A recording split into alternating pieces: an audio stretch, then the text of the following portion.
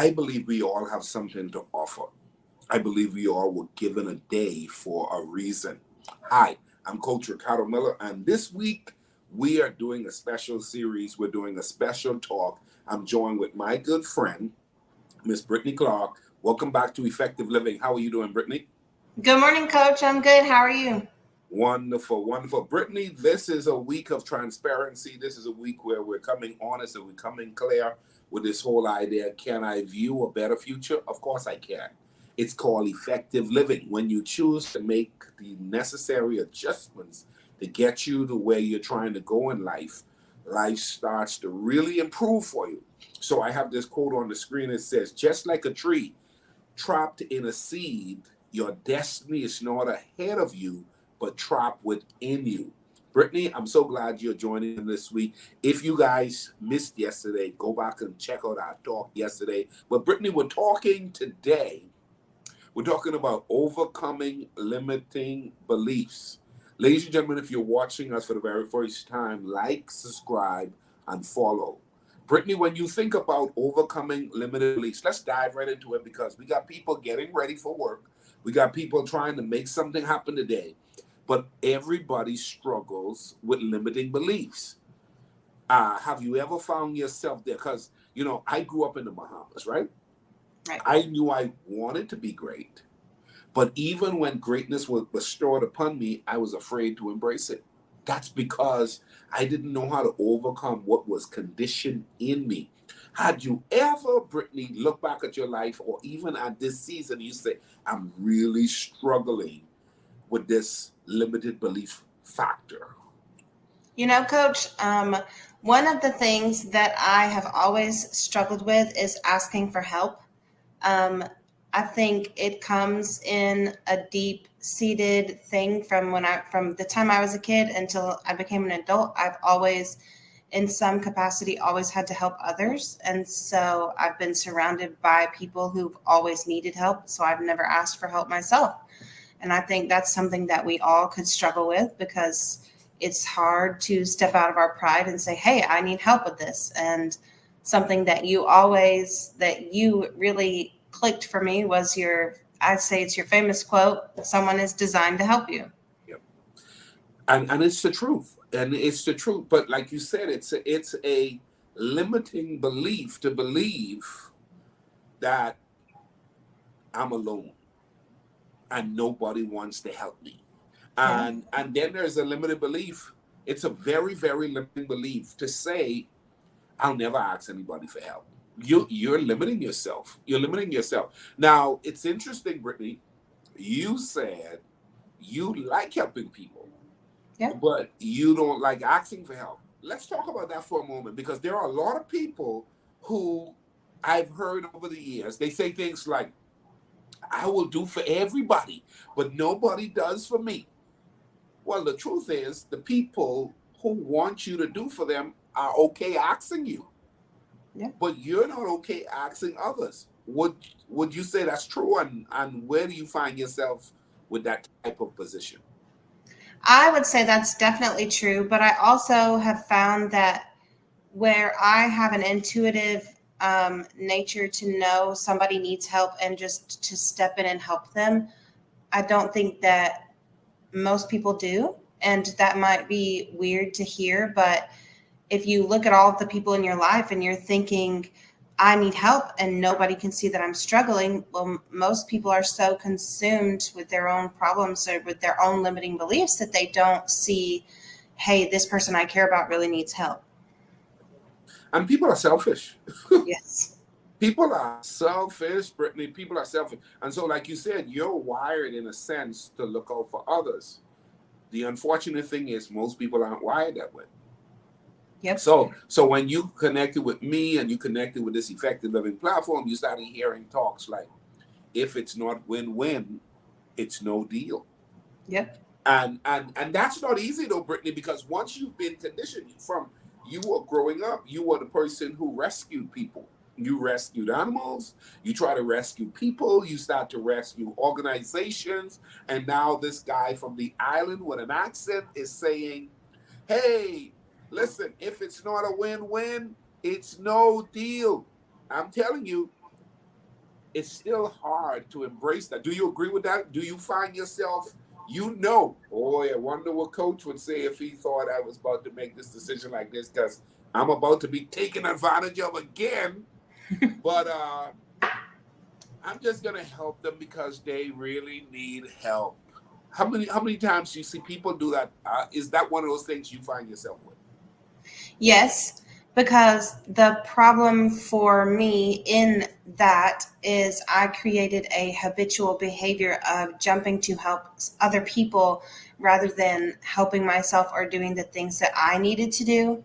And which kind of led to the point of saying, hey, I need to rearrange my life because I was helping other people, but I didn't have any boundaries or systems in place to actually help or keep my life together. Yeah. Brittany, have you ever found yourself you're mad because no one is helping you, but you really haven't built a win-win situation? You more than likely built a use situation and Yes. didn't realize it. You're like, oh my God, coach, you are calling me out when it comes to this Oh, yeah. use versus win-win. Like, have you ever found yourself like really mad and sort of almost want to be hurt and angry because of the reality of watching yourself having been taken? And I call it taken in the sense of they got from you, but you didn't get from them. And I'm talking about all over life. Yes, I have actually recently, and you helped me through it because I was in a state of like anger and frustration over my life because I was helping, like you said, helping everyone else, and it seemed like I was slipping under the radar, and nobody even really knew that I was there, and I had to really take a step back, and I don't. I'd never dropped the ball, but I really just had to take my hands off some things and reevaluate things and be like, hey, what is working for me and what isn't working for me. What is working for me and what is not working for me? Ladies and gentlemen, if you're watching us this morning, write that down. What is working for me and what's not working for me? Because here's the deal, that's the only way improvement is going to happen. That's the only way you're going to get yourself out of the position. Because if you keep doing what you're doing, you're going to keep getting the same result. Now, Brittany, when I think about my life, when I heard your story, when I've heard so many other people's story, I start thinking, okay, I don't want to lose anymore. But I'm at an age where I've been so accustomed to doing it the way that I've been doing, I now have to rewire my narrative. I have to now be slower to speak. I have to be slower to agree. Hey, Ricardo, can you help? Let me get back to you. You know, give me a couple of days. Let me pray about it. You know, 5 requests in a daytime. I'm going to say no to 3. I'll probably say no to 4. So we say, well, wow, let me tell you something. A life that's on purpose is a life that is protected. Let me say Yes. that again. A life that's on purpose is a life that's protected. You can't do everything and live on purpose. There are some things you have to say no to, and there are some people you have to say no to. But here's what happens, Brittany. Sometimes we get so overused that by the time we decided to stand up and stand for the right that we know we should stand on, which is saying no more frequently, we're doing it under the umbrella of being angry. Being angry to the point where we like, I'm not going to do that. Y'all are using me. You don't have to do that. I'm an adult. I'm 48 years old. All I have to say is no. And no, I don't and not give an explanation either. have no need to give an explanation. And here's the deal. Here's the beautiful thing, people who are watching on this beautiful morning. Here's the deal. I don't even have to get off the phone and call my sister, my best friend, or my brother and tell them, guess what? These people in this association, these people down the street, these people, they're trying to use me again. I don't even need to vent. I just need to accept. Let me say it again. I don't need to vent. I just need to accept. Sometimes, Brittany, venting is necessary. I believe you should vent. I believe that there's somebody you should have a relationship with that you can let that stuff out of it. But I think if every environment you go in, you're venting, I think you're now moving towards being sick, emotionally sick. I mean, literally, psychologically, even sick. You could just be sick on the inside of a broken heart and a disturbed spirit for having been dealt with so wrong. And everywhere you go, it's leaking. So you get to the point where you realize you have one or two confidants. Overcoming limiting beliefs, you need one or two confidants, because everybody doesn't need to know I'm shy. Everybody doesn't need to know I'm struggling financially. Everybody doesn't need to know that life's not working for me. But I need one or two people who won't judge me for being transparent. Have you ever found yourself knowing that one, either you're talking to too much people or you're internally grateful for the one or two that you're able to talk to that's safe? Yes, and when I started this process, it seemed a little lonely at first, because before it felt like I had all these friends and I felt more important because they were all asking me to do things because they knew I was good at them. And then I took my hands off all of the things that weren't working for me, and I looked around and everyone was gone, with the exception of a couple of people who, like you and Esther and a couple of others, see your true worth and are there for you in the long haul. God always sends people to walk with you through your different season. The thing that we have to do, ladies and gentlemen, is not dismiss people in general because a few people showed themselves to be bad. So I don't want to diss people in general, but I want to protect myself from people who haven't been good to me or haven't been good for me. And so hats off to you, and hats off to everybody who's watching us this morning, who has been doing that evaluation and assessment so that you can overcome that limiting belief. The limiting belief of I have to help everybody. The limiting belief of I can't say no. The limiting belief is that they'll never pick me. The limiting belief that if I say they'll never pick me, guess what I found, Brittany? I found that whatever I say about myself, people treat me like. Yep. Let me say that again. Whatever I say about myself, people treat me like. So I would see people, Brittany, who say, I'll never win. They'll never pick me. I can't win for losing. When it rains, it pours. People don't like me. I'm like, what? How could you say that about yourself? And then I met a friend, a dear precious friend, and everywhere we went, this friend would say something like this, Brittany: people like me. I was like, I had never heard somebody say, people like me. And everywhere I went, and we were in the same space, they were like, I'm about to walk in this room, and guess what? Everybody gonna like me. I'm like, what confidence? What confidence? Then I met someone else, and we would talk on the phone, and they would say, I'm gonna look good tonight, or I'm gonna look good tomorrow. I'm like, let somebody else say that to you. Don't say that about yourself. But guess what? It starts with you. Yep. It starts with you. People, watch this. I started saying good things are always happening to me. I started saying I don't have no bad story to share. I started to say, my future is brighter than my past. Whatever I put my hands to prosper. I decide, I don't know. One of my common posts about people is that I'm surrounded by the best people on the planet. That's one of my favorite statements. I'm surrounded by the best people on the planet. Here's the deal. There are some bad people out there, Brittany. Oh, yeah. There are some devils out there, okay? But here's the deal. What is my confession? I'm surrounded by the best people on the planet. And guess what I believe? That's no longer a confession. When I look around myself, I am highly blessed and favored by the people I'm surrounded by. But it didn't start when everybody was the best people. It started with my confession. And then it started with me celebrating these small wins of good people around me. And God started bringing more good people. And I celebrated those good people. And God kept bringing more people. And I celebrate those good people. And now at 48 years old, I'm like, I feel so loved by so much people. I'm saying that to say this, ladies and gentlemen. Limiting beliefs sometimes is generational. Limiting beliefs is sometimes cultural. Limiting beliefs is sometimes bad education. Okay? Limiting belief could be an experience. Brittany, I have met people. Well, coach don't know my experience. Not because it's your experience mean it is truth. Let me break that down.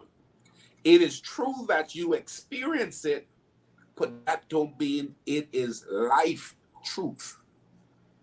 You know, Miller, you don't understand. Every man I met treated me bad. Every friend I met at work has taken advantage of me. So I don't trust people. And let me tell you something. My experience tell me don't trust people. But you only dealt with 20 people. You've only dealt with 20 people. There are 8 billion people on the planet. And you could have just been a poor judgment with your 20 people. So now, listening to Coach Ricardo, you have to trust people again, and you have to, hold on. I will never be who I want to be in God if I hold on to this limiting belief of not trusting people. Brittany will never be all that Brittany wants to be if Brittany don't get past allowing herself to help people and let people help her. Now, here's what I want to talk about before we bring this to a close, Brittany. Have you found this to be a struggle? And I've seen this. I struggled with it before, but I had to ask God to help me with it. And that is, I used to think, who helped me, I had to be helped back from them. I used to think, well, I helped that guy last week. Now I need help. Let me call him. And where I came from in the Bahamas, we would call you out on it. Brittany, you know, last week I helped you out, so I was wondering if you could help me out. My wife and I call that a tit for tat. Yep. In other words, you did for me, I have to do for you. Well, the truth is, I don't teach that no more. I teach, I helped you, Brittany, and God is going to allow someone to help me. You see what I'm saying? Yeah. You don't have to be the one to help me. Somebody will, though. Right. But here's what I've seen, Brittany. I've seen some bad-spirited people go rogue because someone is helping them, but they wanted the people who they initially helped to be the one to help them, when that's not automatically how God works. What's your view? Well, I have also a different take for you, Coach, because I have been through that, but I have also been through the self-inflicted hurt of helping someone else, and then in turn watching them help a different person, but not help me. You Wow. know, Yep. I think there's a pain in that we don't always recognize, because you feel like, well, that person is not as good a person. Why are you helping them, and why aren't you helping me? Yep. Or So, that person, I deserve it more than that person does. I've yeah, been through both. right? And let me help you with that one, that the angle that you give. Seeing it is real. I think I've seen that as well. For me, the only difference is, here's what I've asked God. And for those of you that are watching, this is going to be good for you guys. I've learned to stop judging people's decisions. Yep. I gave you a ride. You didn't give me a ride when my car broke down. But I saw you went out of the way to give 2 other people a ride who never gave you a ride. That's a guarding your heart position. Yep. I don't know how and why you choose to give those persons a ride when I helped you before, but I'm going to leave that between you and God. That right there has caused me to not be so judgmental on it and be so hurt by it, because I've tried my best and I'm still learning. I'm not that good. On a scale of 1 to 10, I'm more like a 4. So I'm still, I haven't perfected this, but I'm learning how not to. I don't know what made you decide to buy her product and not buy mine. I'm just gonna let it be. I don't know what made you go ahead and attend his event and not attend mine, when I've been the one helping you all along. I don't know. But here's the deal. If I found that repeatedly you're choosing not to be a blessing to me when you could be a blessing to me, I'm not going to be overly extending myself to you. And I'm Right. not going to get in my feelings about it, but I'm now going to remember now. That's why this right here, ladies and gentlemen, is important. It's called an assessment of people, places, and things. Let me say that again. Write that down. It's an assessment of people, places, and things. You want to assess who's using you or who's helping you. You want to assess the places that is helping you to grow or is making you stagnated and hurting you and sucking the life out of you. Or the things that's just cluttering your life. It's just a bunch of things. You know, somebody told me the other day, I got a trunk full of other people's stuff. I got a garage full of other people's stuff. I got, you know, inside my house, I got a bunch of people's stuff. Go to my office, I got a bunch of people's stuff. Everybody just throw their stuff at me. Things that doesn't even matter to them has overtaken their life. So I think of three of those. Assessment is necessary to overcoming limiting beliefs. We can all rewrite that inner narrative, but you have to be able to sit down and look at your narrative and ask yourself, is my truth, watch this, Brittany, is my truth really truth? Right. Because some, you know, people say, that's my truth and nobody's going to change that. Well, the reality of it is that's your experience. It's not necessarily your truth. The truth will set you free. What you're holding on in regards to your experience, that's hurting you because it's not true. It's just your experience. And it's true to you because it happened, but it's not the principle for truth to abound and to live from. And you shouldn't hold on to it because it's not a universal truth. It's not the principle to live by. Ladies and gentlemen, I just enjoyed this session, but we're over time. We're over time, Brittany. Listen, Yeah. It I was good.